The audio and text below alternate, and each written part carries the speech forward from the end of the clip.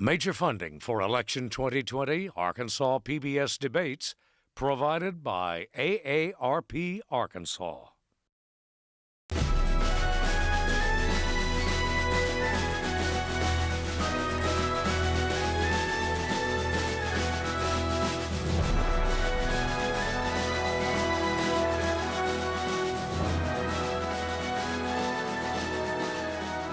Hello, everyone. Thank you for joining us. I'm Steve Barnes, and welcome to Debate Week here on Arkansas PBS. At this hour, the race for Congress in Arkansas's 2nd District.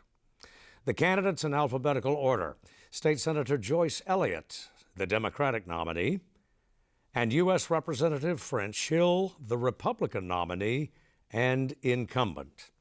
The candidates will be questioned by a panel of Arkansas journalists: Jay Burr of KARK, Janelle Lilley of KATV, and Wesley Brown of the Daily Record.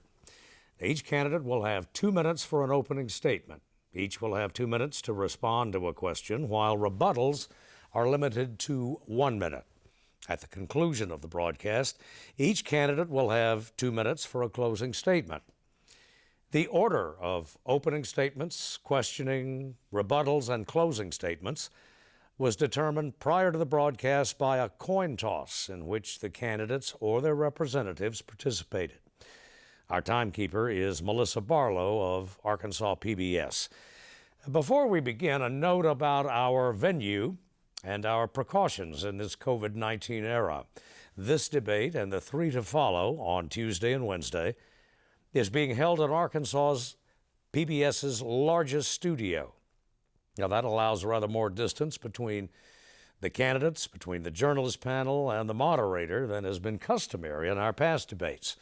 Moreover, all Arkansas PBS production personnel involved in the debates will be masked before, during, and after.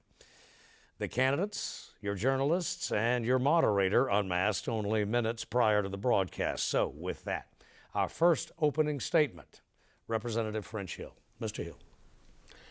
Thank you, Steve, and thank you, PBS, and thank you, AARP, for sponsoring this debate, and thank my friend, Senator Elliott. Over the past 40 years, my life has been about making jobs, helping form businesses, and developing jobs and opportunities for people. I've taken that advantage and gone to work for the Chamber of Commerce, where I was the chairman, and helped bring economic development opportunities to Central Arkansas. That business expertise took me to Rotary, where I was president of the local Rotary Club and worked for community efforts to make our community a better place, like my service on the Arkansas Children's Hospital Board of Directors for almost 15 years, and my work with scouting. But probably the thing I'm the most proud of is my 32-year marriage and our 2 great kids, who also were involved in Rotary, and Liza and Payne have that service above self mentality. In Congress, my focus has been clear: creating jobs by lowering taxes on business, lowering taxes on families so they can keep more of their income, cutting red tape so it's easier to form a small business.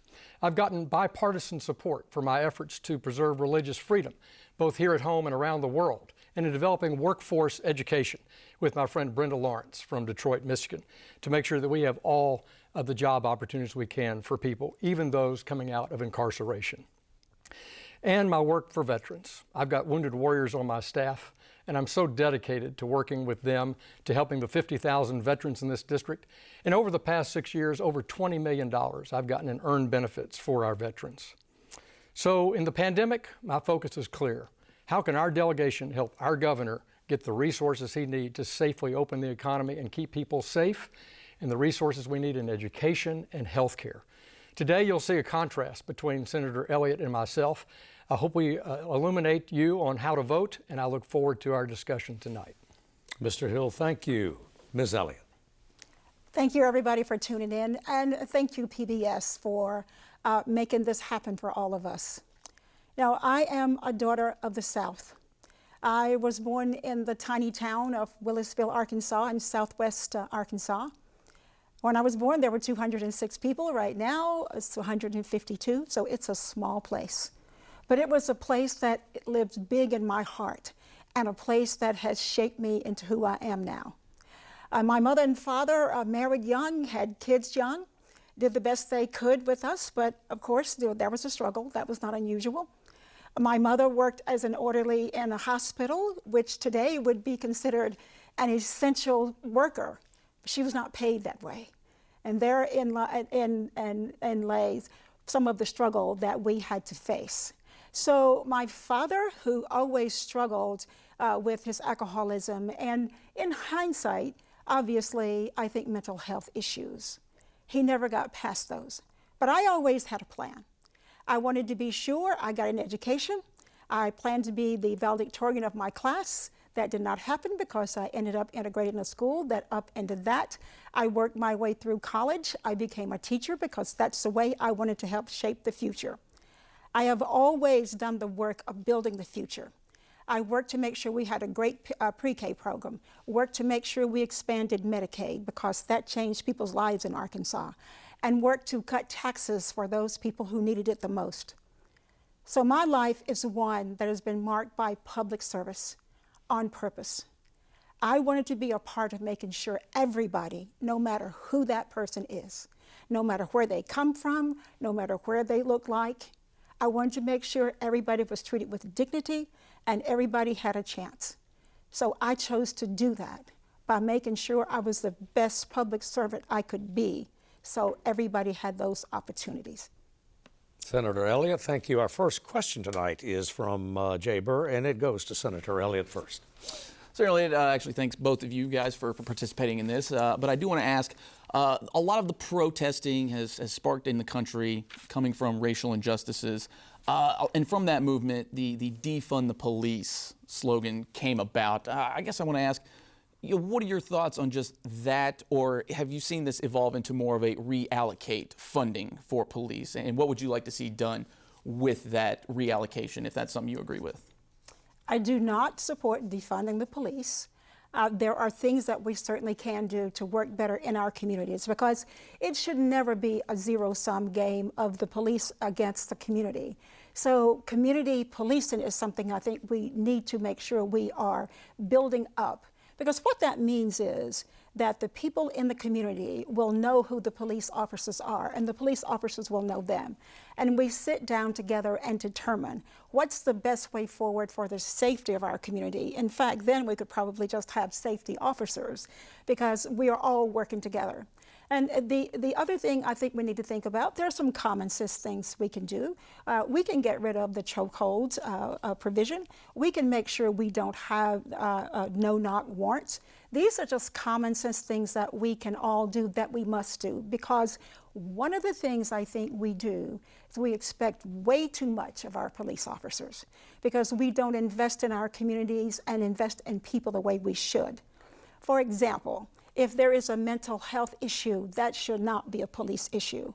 And some of the domestic disturbances that we have, the lower level ones, these are things that could be solved in community if we were to think differently, and with the police officers, with the leaders in the community and the community in general.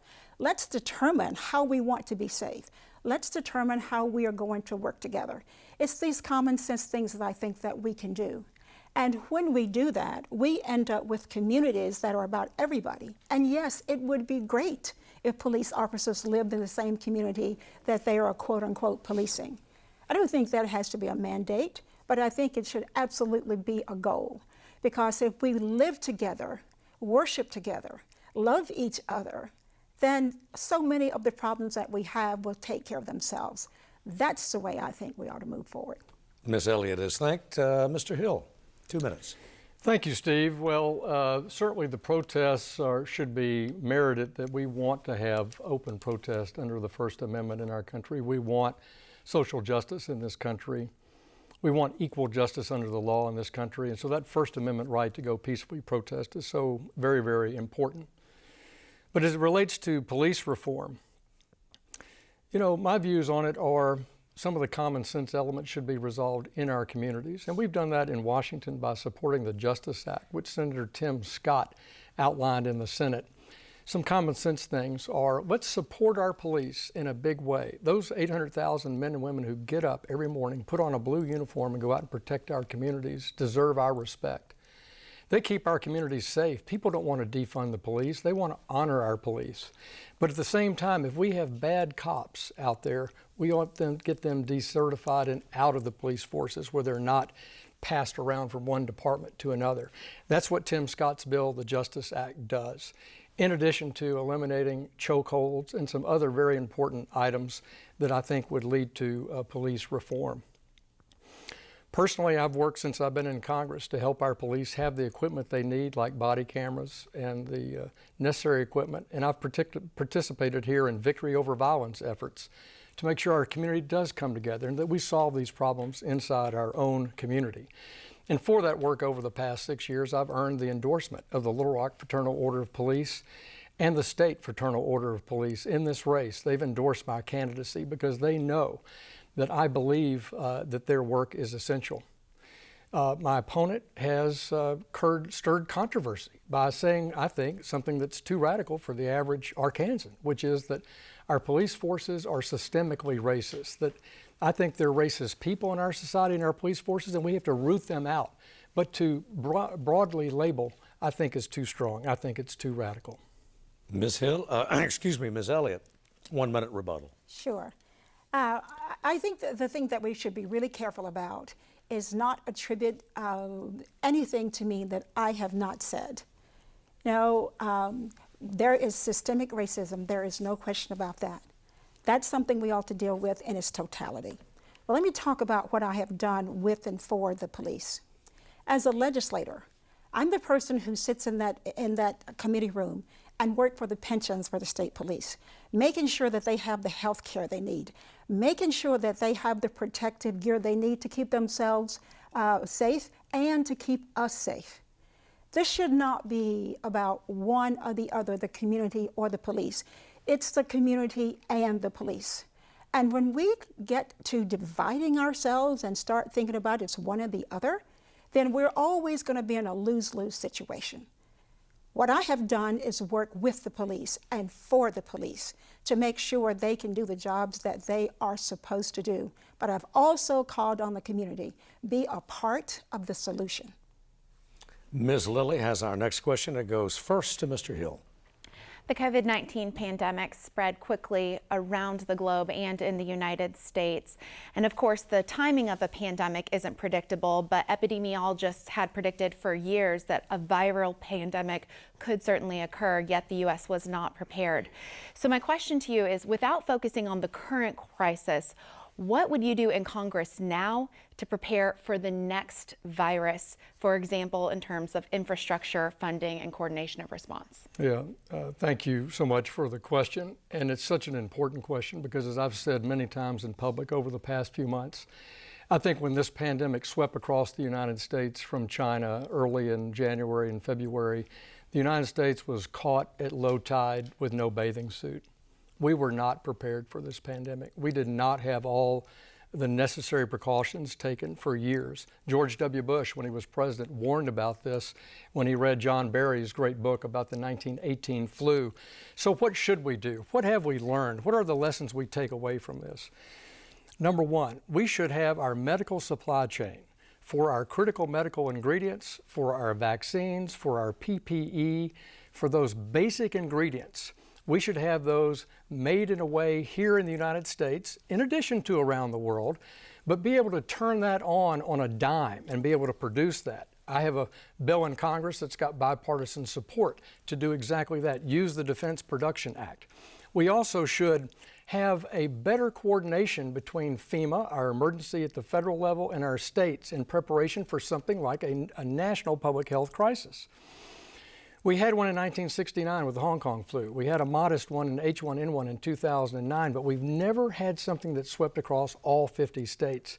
And so that idea of setting up stockpiles for this size of a public health crisis and getting that in advance and make sure we have the lines of communication open are so important. Next, it was a novel coronavirus. So as you point out, we couldn't be prepared for the instant use of a vaccine or a therapeutic. But I think now, with the FDA's reforms that we've seen in fighting COVID-19, they'll be better, and we can make permanent law changes in how FDA approves therapeutics and vaccines for a public health crisis. And finally, I would say, think of the training that we've now done around the public and educating our citizens about how to be better prepared. Those would be ideas that I would have that Congress could take action on after the fact of learning from this pandemic. Thank you, sir. Ms. Elliott, 2 minutes. One of the things I would definitely call for and make sure we do is that there is transparency about the way we use the funds. Because if we're not going to have transparency, that engenders distrust. And during this, the money that we had for the CARES Act, one of 2 people who was a part of the Oversight Committee was Congressman Hill. And we didn't know where that money was going. And that was because people like Congressman Hill voted to make sure we kept secret the companies that were getting the money. And as it turns out, some of the companies that Congressman Hill is invested in was getting that money. That enriched his pockets and did not create jobs for you. So starting with transparency would be a great thing. And I think it is really important that the public knows, as a result of having funds invested in the banks and other investments that you have, Congressman, how did your financial situation change on March 20th when we shut everything down? So when we think about going forward, we need to be sure people trust what we do. We need to ask more of our people. We need to make sure that we have a national plan, which we do not right now. We need to have a state plan, but we need to also call on people at the very most local of levels. Like what do we do for our schools? What do we do to make sure our nursing homes are safe? We don't have to keep making the same mistakes, but we will keep making the same mistakes if we keep sending the same people to Congress. Because as I have said to you, I have made my life about public service, serving you, not Wall Street.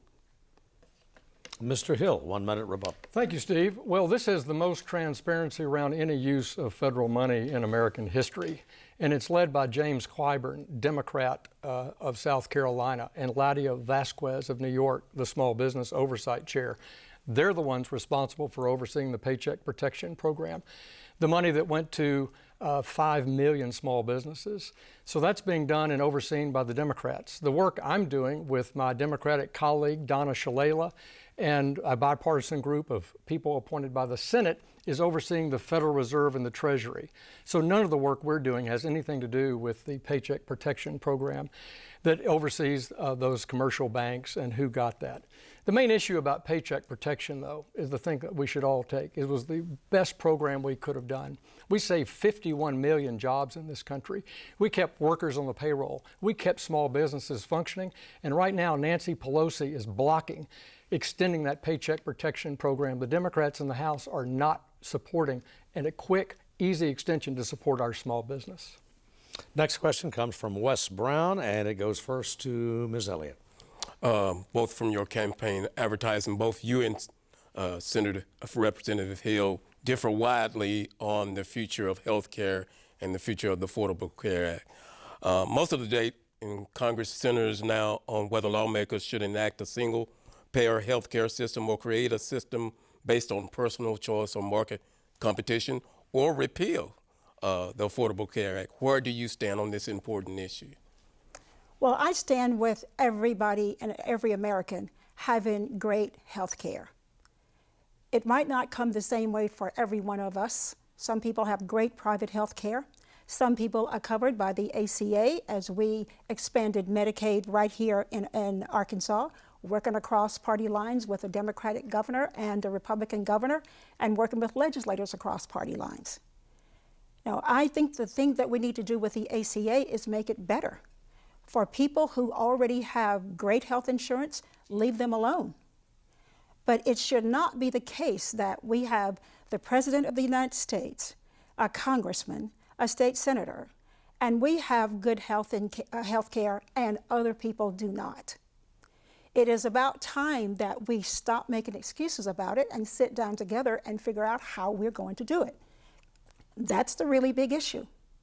We don't need people in Congress who are already doing well, like Congressman Hill, has a great, I'm sure, great health care, but is voted over 12 times, over a dozen times, to take away your health care, to take away your protection for pre-existing conditions, to take away your health care if you are 26 years old or under on your parents' plan. This is not the way that we make America a healthier place. But what I do want us to remember, that just the very fact that we have to have this discussion and we have not made the progress we should, means that we are held down by demagoguery and division. Healthcare should not be the political issue that it is. It's time that we sit down and show we care about people. Just remember the face of our congressman in the Rose Garden, gleeful that we were voting, he was supporting an effort to take away your health care and your pre-existing condition protection. That cannot work for families in District 2. Mr. Hill, 2 minutes. Thank you, Steve. Of course, that last point is just a systematic falsehood, Wes. That's a lie. The House bill fully covered pre-existing conditions, and every actuary who studied that bill proved that it would lower health care costs for those with pre-existing conditions and lower premiums across the board for all Americans had it been put in place and not blocked by the U.S. Senate, including a negative vote on that bill by Kamala Harris, who thinks this is an important issue. Senator Elliott has got a problem here because the Democrats want to take over health care. Wes, you asked about single payer. She's talked for 10 years about her support of single payer. And single payer means, to my friends listening, you're going to lose your health care that you have at work. You're going to have the government take over all of health care and deliver health care that way, which will lead to rationing, higher prices, and estimates from Brookings, $30 trillion in expenses.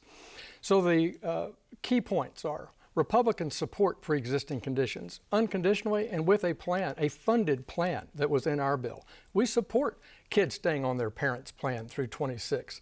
That's not a controversial point at all. What we were trying to do is lower costs for health care, whether you're a sole proprietor, whether you're on the exchanges, or whether you're in a small business. We want to make you have more choices, use the market-based approach that you talked about, and bring down costs, because Obamacare has driven up costs across the board. I work at the House of Representatives, and I have an Obamacare policy, so I know how expensive it is. So the bottom line is the Democrats, the radical Democrats in Washington, led by Bernie Sanders and AOC and Nancy Pelosi, they want a government takeover. They've had all these years, 10 years, to reform the ACA. Did Nancy Pelosi put one bill to reform the ACA in her speakership? No. What they've done is they've given up on the cost of Obamacare and are now supportive of a complete government takeover of health care. Ms. Elliott, 1 minute. Well, Congressman, I don't want to get into a contest of lies and who's telling lies, but it is just not the case that you say, when you say that the Republicans have a plan that is going to be better, is going to be less costly, and it does all the things that you say that it does. That is just not true. There are real people out there who are living the lives and living the result of everything Republicans are doing to try to take away their health care. You do not protect pre-existing conditions. You are not trying to protect health care for people under the ACA. You have voted over a dozen times to take away that health care. And here we are in the midst of a pandemic. And you are still holding that position of doing away with the ACA. It is not the case that you're putting something forward so people can have better health care. And even when they've chosen some of the plans that are out there that you were talking about, they would not have covered them. They were called trash plans. That's 1 minute. Next question comes from Mr. Byrd and goes first to Mr. Hill.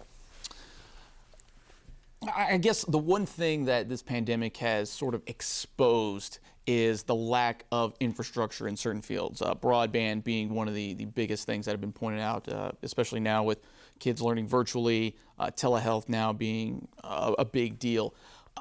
What's the plan, at least for Congress, and especially here in District 2, going forward when it comes to broadband, but also, too, it seems like politicians for years now have campaigned on infrastructure, and with that infrastructure brings jobs, whether it be roads, bridges, et cetera, et cetera. So I guess overall, what's the plan that you want to bring for infrastructure here to District 2? Good. Well, thanks for that question, Jay. Let's focus initially on your broadband question, because the pandemic has certainly shown us the weaknesses in our system when it comes to accessibility or affordability or access to broadband. In other words, you might have it in your area, but you can't afford it. And you need it for telehealth purposes, and you need it for teleeducation. And so in the CARES Act that the Congress passed overwhelmingly, we put out hundreds of millions of dollars in broadband support to support telehealth and teleeducation, and we waived some regulations that govern telehealth. We told the Center for Medicaid Services, for example, go ahead and pay a full office business for a telehealth visit. So I believe that we're going to come out of the pandemic with more focus, a better approach to health and a better approach to education. And a key to that is for our teachers and our students and their families to make sure they have access to high-speed broadband. I think the governor estimates that about 200,000 Arkansans don't have access at all, but that ignores the Arkansans that have low-speed access or cannot afford access. So to me, broadband is the next rural electrification challenge for the U.S. government to roll out in partnership with the states, and we're doing that. The CARES Act makes a big down payment on that, and what I've advocated is two things. One, let's give the states more flexibility to spend the $1.25 billion that we've given to each state, and that they can spend it on broadband. Governor Hutchinson would like to spend about $100 million of that $1.25 billion on broadband. I think he ought to be able to do that. We need Nancy Pelosi to give us the authority to do that and stop blocking these bills in the House. Secondly, I've co-sponsored a bill that would allow, if you use broadband in the state through the CARES Act money, that we'll match it 50% more in the federal government for broadband. So those are two ways to build out infrastructure and broadband, which will lead us to a better future for both telehealth and telemedicine. Ms. Elliott, 2 minutes. Thank you. Of the things that I've done in my life, the biggest one of those has been a school teacher for 30 years. And having been a school teacher all that time, I saw up close and personally on most days the inequities that exist. And when we began to use more technology in our schools, I began then to see the inequities that exist. So if we're going to educate our kids, if they're going to be technologically savvy, we need to make sure we have the type of broadband and make sure we have the types of devices in our schools so that our kids can learn how to compete on the world stage. And key to that is making sure we have great broadband service. And the other thing I think is important is we talk about telehealth. That is very important as well, especially in the pandemic. It is something that in places like where I grew up in Willisville, something would be very important to me to have. But when I go to Willisville to visit my families, I can't even make a phone call. I have to wait until I get back onto the interstate. This should not be the case. If you can imagine a phone call can't be made, what the challenges are otherwise. The other thing I think is really important with our infrastructure with broadband, we will never be able to make sure our rural communities in particular can grow. It is important to business. It is important to the economics in our rural areas.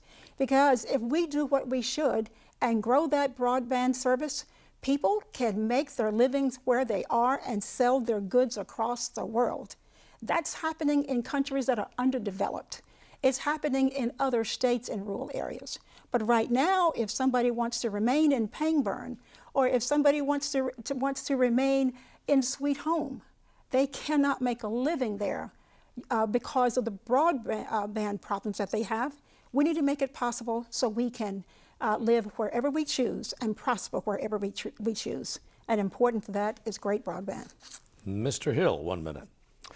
Thanks, Steve. Well, we just don't want our kids having to go through the McDonald's line to download their activities to work in their classroom. That's not right. And so I believe strongly that working with our governor, with federal resources, we'll be able to solve this important broadband challenge in the years ahead and make sure that more towns and communities across our state have access to high-speed broadband. The pandemic's also uncovered another inequity that the senator referenced in education, and that's not being in school. Our kids need to be in school. They need the nutrition, they need the coaching, they need the engagement, particularly our young children. And so we need them back safely in school, and so we need our teachers teaching in school. And that inequity has been really unveiled in this pandemic. Secondly, inequity is choice. And I think Senator Elliott has opposed school choice, both public school charters and scholarships for low-income students. And that needs to be done to let parents in a failing school be able to move their child to a successful school. Ms. Lilley has the next question. It goes first to Ms. Elliott. Qualified immunity and no-knock warrants have been the subject of several reform bills. So my question to you is, should Congress ban no-knock warrants for any law enforcement agency in District 2 that accepts federal funds? And should state and local officials be subject to liability?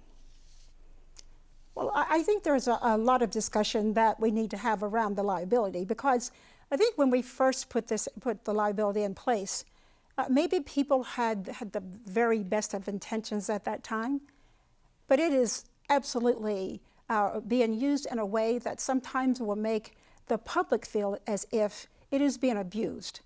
And it also leaves the appearance of lack of transparency, but more than anything, a lack of accountability.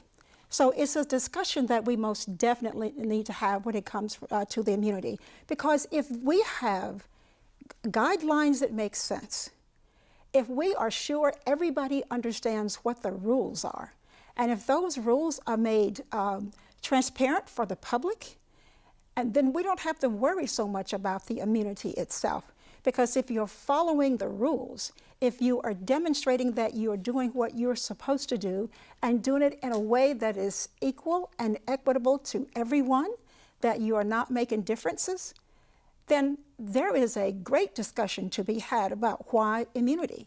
Because if we use it to make sure something is covered up, that's where the problem begins.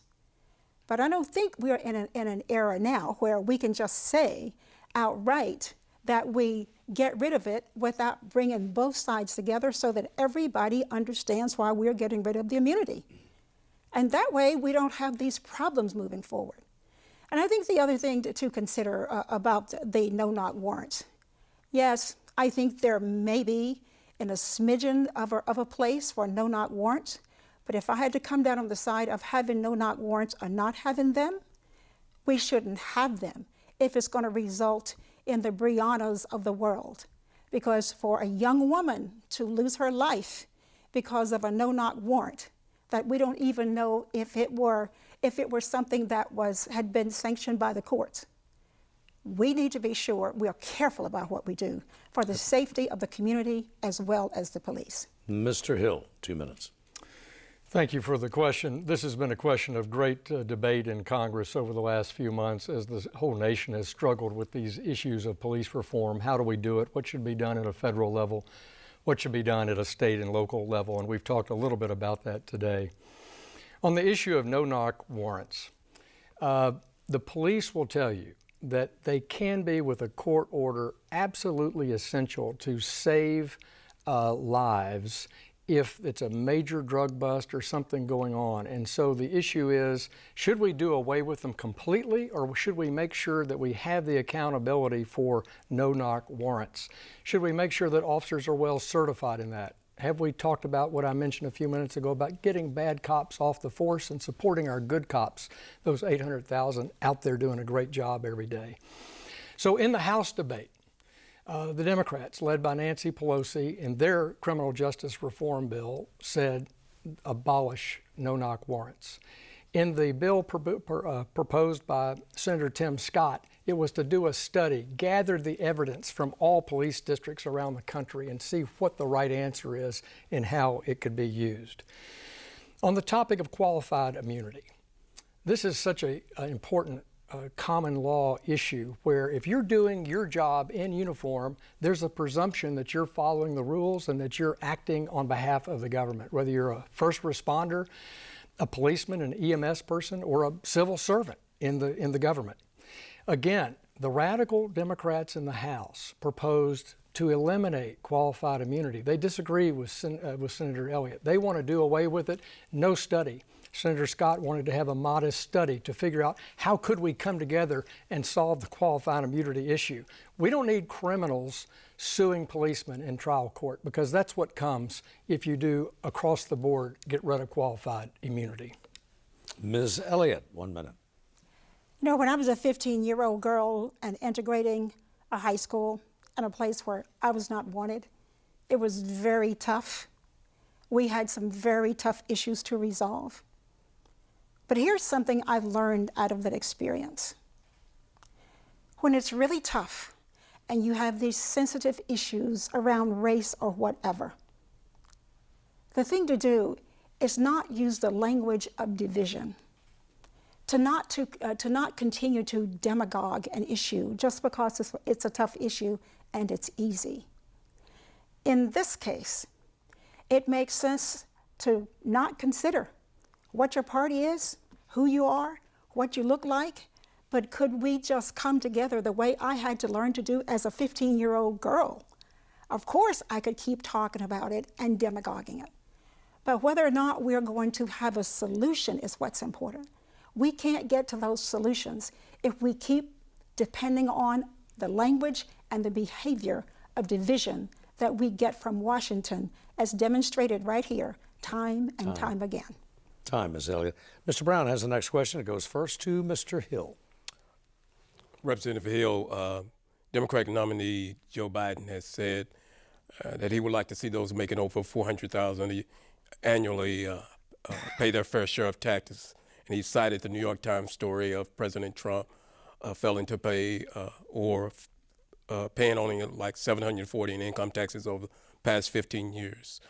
And part of his bill and part of his legislation is to repeal the 2017 tax cut.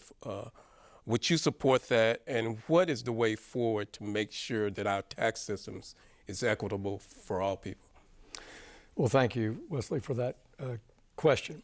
The Tax Cuts and Jobs Act produced the fastest growth we've had in 50 years and the lowest unemployment rate for African Americans, women, and people all across America by the time January 2020 came.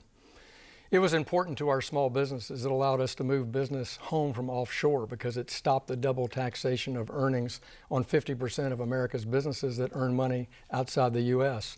It lowered the business tax rate for that sole proprietor who started their own business. They have their own heating and cooling company. They have a few employees. It allowed them to keep more money in their company to grow their business, hire more employees. And for Arkansans, it produced a $2,000 per year savings in more take-home pay for them. So the act was important to our economy. It got our economy moving. It's been good for our families. In addition to that, if you were at Centerpoint, if you got gas or Entergy, if you got electricity, they lowered your rates because they got the tax cut from the Tax Cuts and Jobs Act.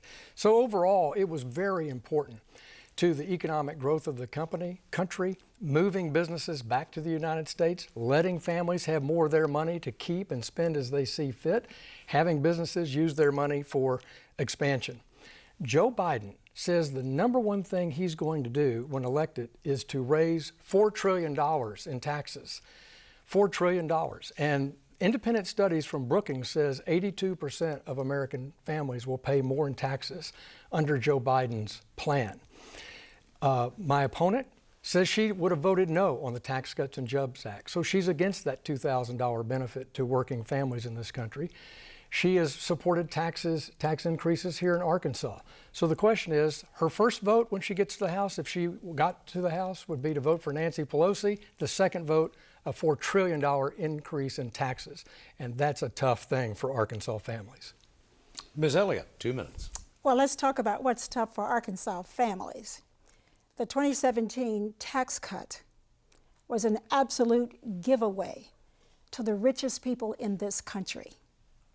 and it created a permanent tax increase for the middle class. No matter how flowery the language sounds, this is the reality of that bill. The people who are the richest people in the country, which is the smallest percentage, will have a permanent tax cut. Your taxes will go up. So when we talk about what we're going to do for families, let's be sure we're pointing out which families we're talking about. That's probably not most of your families. And a part of this question was, how do we have a more equitable tax system to start with? And that is what we need to concentrate on. We're always told time and time again that if we just cut taxes for those who are the richest, that everybody's going to benefit. Yes, if you are part of the richest in our country, life is good for you. Wall Street's great for you. But if you are part of the middle class, we know who we are. We're struggling. I don't need a Congressman Hill to tell me about my finances and how I'm struggling. You don't either, because we're the ones who see this day by day by day, what's happening. So if we're going to have an equitable tax system, we need to stop and think about the whole purpose of our system and what we want to have in public services in our communities and our country. It was more equitable, for example, when we built the interstate highway system. That was a good use of the taxes that we had, but it was on an equitable basis. It still should be, and is very much out of line as we speak. Mr. Hill, 1 minute. Thank you, Steve. In the Tax Cuts and Jobs Act, Wesley, all Arkansas families got a rate reduction. Families got to keep more of their own money. 9 out of 10 Arkansas families could take the standard deduction, simplifying their tax forms. Republicans going forward, when I go back to Congress, I want to work on extending the opportunity zone language so that more money flows into our low-income communities. I want to extend the child tax credit that was in that bill, make sure our families can take advantage of that. And I want to make sure that all our families have a lower tax rate going forward so they can keep more of their income. When Senator Elliott had a chance to do something for poor families related to taxes in Arkansas, she didn't do it. She voted to raise cell phone taxes on the poorest Arkansans. If you have a phone card or you buy your phone access by the minute, she raised taxes on that for $12 million when we have a $200 million surplus in this state. And the legislature could have had another approach to it. But instead of doing another approach, proposing something different, she went along with the lobbyists in Little Rock and raised taxes on the poorest Arkansans, those who use a cell card. Next question is from Mr. Burr, and it goes first to Ms. Elliott. The national debt is becoming, everybody knows where it's at and the situation with that. And now with the COVID pandemic, there's a lot of spending going on. And obviously, you try to find that balance of helping out Americans, but also helping out future generations and reeling in some of that national debt. Where do you kind of find that balance, and what do you want to see done to try to put a dent into some of the national debt? Well, we can begin to find that balance by taking a look at what we're doing with the 2017 tax cut. Because that tax cut cost this country $1 trillion. For the richest people in our country for the most part. And it does not matter what Congressman Hill says about it. It is not a tax that is equitable for most people in this country. So we need to overhaul our tax system. We need to think about that people need to pay. Everybody has an opportunity to pay into our economy. They should have. But we can start out by making sure they have great jobs. That way you can contribute. We need to make sure people have the training they need to have jobs that are high-paying jobs. And if we don't invest in our people, we're forever going to have this debt if we don't do something about continuing to enrich the richest people in this country. You know, for example, as I mentioned, the interstate highway system, there was a time when the richest people in our country simply paid their part. It didn't mean that middle class like me did not. But what it did mean was I paid my part and the country was better off. The deficit was not what it is today. And one of the things we need to be very careful about in striking that balance is investing in the future for our young people, but not at the same time, as Congressman Hill wishes to, cutting Medicare and cutting Social Security. That is not going to create a balance that's going to be helpful to the people who are older and those folks who are young who want to grow into a great future. It's time for us to stop and think about balance. I think about balance in all we do so that everybody comes out in a win-win situation. Right now, we have so much debt because we are making the wrong decision and giving giveaways to the wrong people. It needs to be reversed. Mr. Hill, 2 minutes. Thank you, Steve. Well, this is an excellent opportunity for me to say and point out another falsehood in my opponent's advertising. And people at home can understand this clearly. I support strengthening Social Security and Medicare. I do not propose cuts in Social Security and Medicare. The Tax Cuts and Jobs Act actually strengthened Medicare because people had more jobs, more income, they paid more into the Social Security system. So the government budget office, the CBO, the Congressional Budget Office, says it strengthened Social Security and Medicare. What will break Social Security and Medicare, what will break this budget, what will hurt this whole issue even more is if we go to single-payer government takeover of health care, which Brookings estimates to be $30 trillion, where you lose your health care at work, where we subsidize and give health care to illegal immigrants, where we turn the whole health care system over to the federal government. This is a bad idea. This will lead to ruining Medicare and Social Security. And you don't have to take my word for that, but that's a fact. On the issue of the fact that now our debt to GDP is roughly equal. We have the highest debt to GDP since World War II. After World War II, we had 50% of global output, and we were going to help rebuild the world. Now we have that high a debt to GDP, total debt to our gross output of the country, as a result of this pandemic. So what do we need to do? We need to get our economy rebuilt and reopened. We need to increase jobs, workforce opportunities, and build our sales in this country. A $4 trillion tax increase proposed by Biden-Harris will not do that. A return to Obama's red tape, more rules and regulation will not spur business. So coming out of this, we need to get our economy back growing, and that's how we'll help fight the enormous debt that we've incurred fighting this pandemic. Ms. Elliott, 1 minute. Well, you can say time and time again, but the evidence is clear that if we go down the road that Congressman Hill wants us to continue to go down, the tax breaks for the richest, that puts $1 trillion hole in our budget, and then turn around and say we have to cut services for other people. This is not the way America was intended to perform and make sure everybody has an opportunity. Because if we are not really careful about listening to this rhetoric very, very carefully, we're going to end up believing something that is simply not the case.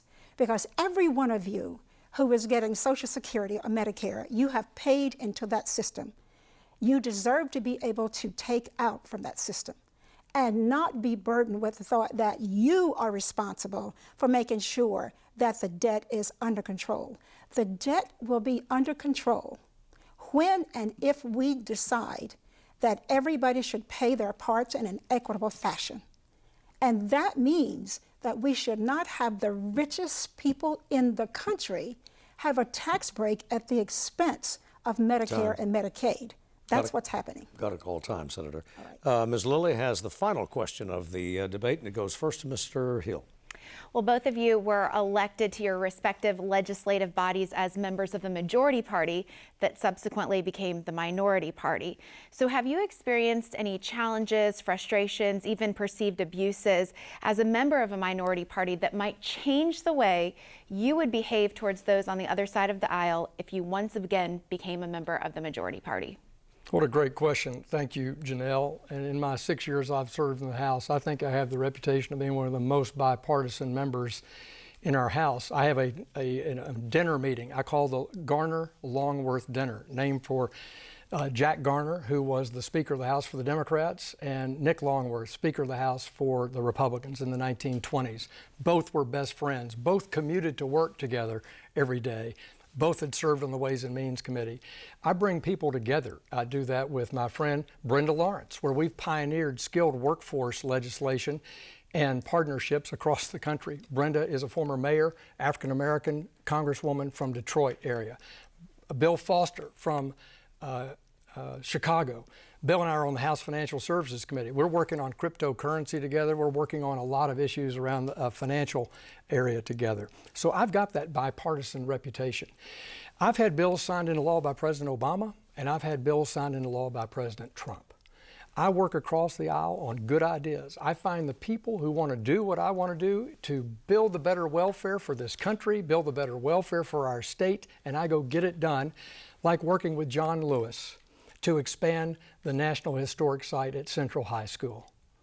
Working with Alma Adams, leader of the Historically Black Caucus in the House for HBCUs. Together, we have pioneered legislation to help our HBCUs grow and thrive, get more philanthropy, get more support from the federal government, get some more partnership with our states, including reentry education, which has been something I've worked on with a number of Democratic members in the House. How do we shift people back to society more successfully? And each year, in Democrat and Republican majorities in the House, my legislation to get grants to HBCUs to help with shifting people back to society to reenter from incarceration has been improved. So for me, Janelle, I take it like it comes. If the Republicans take charge of the House, I'll work hard on behalf of Arkansas. If the Democrats maintain their majority, I'm going to work hard for Arkansas. Ms. Elliott, 2 minutes. As I said about my life's experience and having to learn how to work with people who were very different from me, starting when I was 15 years old, in a very serious way. It was that kind of spirit and working together when I'm in the minority party in the Senate, working with Republicans, working with the Republican governor to pass the 911 bill that our congressman just derided. You deserve to have somebody at the other end of that line when you dial 911. It's essential for our police to be able to do their work. So as I say in my ad, it doesn't matter to me where the idea comes from. I don't care if it's a Democratic idea or Republican idea, as long as it's putting Arkansas first. And I will say to you right here and now, there's not a Republican in the Senate who will tell you I don't work across party lines, because I do. That is how we were able to get a #1 rated pre-K system in our state. It was how we were able to expand Medicare and cover 300,000 more people in our state. It was how I worked with people in our state to lower the taxes, to lower taxes on food, to lower taxes on working people. These things were done in a bipartisan way. I've never had the privilege of assuming that my way was the only way. But what I have always known, if you respect people, if you collaborate with them, if you take the time to get to know them, you can work together. We don't see that happening in Washington. Regardless of what you hear, we see just the opposite happening. Mr. Hill, 1 minute. Thank you, Steve. Well, I think it does happen in Washington, even pushing back against a radical idea like not passing the Paycheck Protection Program to help our small business in Arkansas. 23 Democrats voted with the Republicans to inform Speaker Pelosi she was headed down the wrong track. And, you know, you say you're bipartisan here in the state, but you have the most liberal voting record in the General Assembly. And on the cell phone tax that you talk about helps fund 911, the 911 needs were only $12 million, and we have $100 million, $200 million surplus. You could have proposed a bill to not raise taxes on the poorest citizens in the state. So to your point, if it's a bipartisan bad idea, I'm still against it. And look, on this bipartisan point, there's a bipartisan group of people that supported life in the state legislature, and you couldn't bring yourself to even stop a late-term abortion for a child with Down syndrome. So I'm not sure about the bipartisanship, Senator. And with that, we have reached the conclusion of formal questioning of our candidates tonight. And again, as was determined by the toss of a coin prior to the broadcast, closing arguments time. Mr. Hill, 2 minutes. Well, thank you, Steve. It's a pleasure again. I thank AARP and PBS Arkansas for this important event. I thank the opportunity to be with my opponent, Senator Elliott, and I appreciate our panel. When I go back to Congress, my priorities are to renew the American dream. So many people need hope right now. And that's what I've focused on since I've been in Congress. Hope for those coming out of incarceration, that they have a way to shift back to society and have a successful career. Hope for our vets that are so frustrated they can't get services from our VA. And yet my team of disabled veterans and I have gotten over $20 million back to earn benefits for our veterans. Improving workforce, whether you're an 18-year-old getting out of high school or needing to change at mid-career, we shouldn't leave people behind. And I think workforce skills is an important way to do that. We leave too many kids behind in our school system. 60% of graduates here are overage and undergrade. That's not good. I want to restore our way of life. I want to restore our way of starting with our health. We want to get our vaccines and our therapeutics out across this country, get them done in a safe way, and spread that across our country. We want to reform healthcare finally and make it affordable so that pre-existing conditions are covered. We want safe communities where we have communities coming together for good policing practices, and we want a safe border where we're not at risk of drugs and dangerous criminals coming across our border. And finally, we want to rebuild this economy. That's been my 40 years' work, working in the economy, creating jobs, helping people form businesses, and we want to create 10 million new jobs, extend opportunity zones that need them, and not have a $4 trillion tax increase is what the Democrats propose. I hope you've heard a contrast here tonight to oppose the radical ideas of the Democrats, support the common sense ideas of the Republicans, and I ask for your support. Mr. Hill, thank you. Ms. Elliott, 2 minutes. Well, thank you. You know, I decided that I would do everything I could to help make my state better. I made that decision at 17 years old because I knew we could be better. And right now, there is no question that there is a struggle. That struggle is made worse when you have to live paycheck to paycheck, and sometimes without a paycheck. And for my family and me, when I was growing up, we lived paycheck to paycheck, and sometimes that paycheck was not enough. Sometimes we didn't have the money to pay for health care, most times not. I did not have health insurance. We had to just make do with however we could. And when my sister was attacked by a virulent kidney disease and needed a kidney, and I was honored to be able to be a perfect match and donate a kidney to her. But there were times, though, when I was teaching, when I had to go back to school, I had to decide, am I going to guard my health, or I'm going to go to work so that I can pay the next premium of whatever. That should not have happened. All of this is made worse by our congressman who votes against your health care and is gleeful about it, who votes against your pre-existing conditions and then says he doesn't, when the record is clear that he does. It doesn't have to be this way. You can have a congresswoman who will work for you. I can't tell you everything in my platform, obviously, but I invite you to go to joyceelliott.com and read more about what I want to do, should you allow me to go to Washington on your behalf. And always remember this: I am the person who will not forget you. I see you, I know you, and I will work for you. Ms. Elliott, thank you very much. Both our candidates are thanked for your participation in our broadcast tonight, which concludes at this hour the PBS debate for the 2nd Congressional District. And again, we thank our two candidates and our panel of journalists. Coming tomorrow, the candidates for Congress in the 3rd and 4th districts Arkansas PBS will live stream the 4th District debate at 10 a.m.